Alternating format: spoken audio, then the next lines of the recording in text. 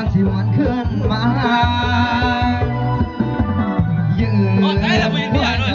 อยู่วัดผู้สายลมสวยพัดไอ้สั่นจนหลังน้ำตาใส่มือใด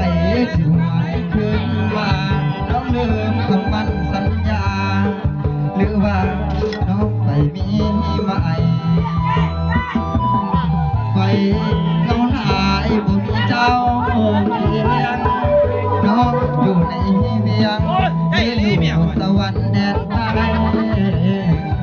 แดนดินถิ่นเหนือน้องเบื่อไปแล้วหรือใดเบื่อคนจนคืออายจึงได้มีไม่มาขอไว้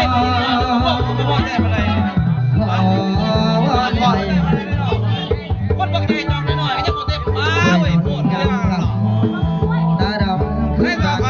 น้องเทียงหน้าหลังเก่าคอยเจ้าด้วยความขอทุกวันอายน้ำตาทองคอยน้องคืนใจเอาเสียง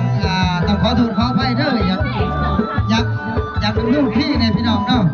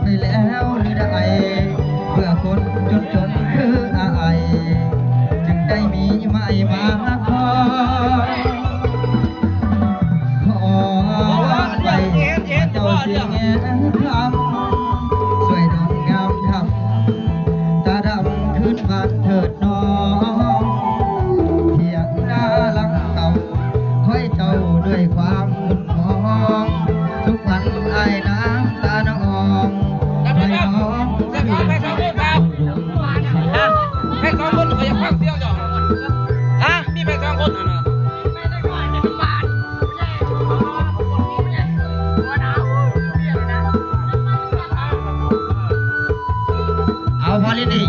มีแฟน2 คนต่างคนต่างซ้ำ